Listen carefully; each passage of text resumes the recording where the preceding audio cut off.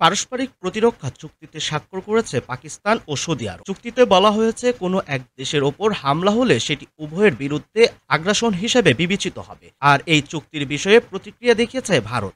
ভারতীয় সংবাদ মাধ্যম এনডিটিভির প্রতিবেদনে এ খবর জানানো হয়েছে। প্রতিবেদনে বলা হয়েছে, এই চুক্তিটি দুই দেশের মধ্যে দীর্ঘদিনের বিদ্যমান একটি অবস্থান আনুষ্ঠানিক রূপ নেবে বলে জানিয়েছে ভারত।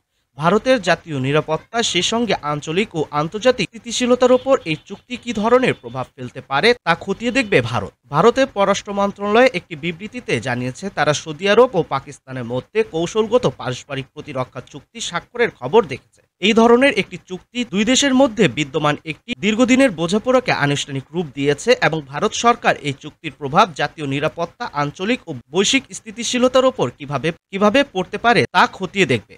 বিবৃতিতে আরও বলা হয়, জাতীয় স্বার্থ রক্ষা এবং সব ধরনের নিরাপত্তা নিশ্চিত করতে ভারত সরকার প্রতিশ্রুতিবদ্ধ। এর আগে সৌদি আরবের আল ইয়ামামা প্রাসাদে বৈঠকের পর জারি করা এক যৌথ বিবৃতিতে বলা হয়, এই প্রতিরক্ষা চুক্তি প্রায় ৮ দশকের ঐতিহাসিক অংশীদারত্ব ও ইসলামী ভ্রাতৃত্বের ভিত্তিতে তৈরি হয়েছে। চুক্তির মূল উদ্দেশ্য হল প্রতিরক্ষা সহযোগিতা আরও শক্তিশালী করা এবং যে কোনো আগ্রাসনের বিরুদ্ধে একটি যৌথ প্রতিরোধ ব্যবস্থা গড়ে তোলা।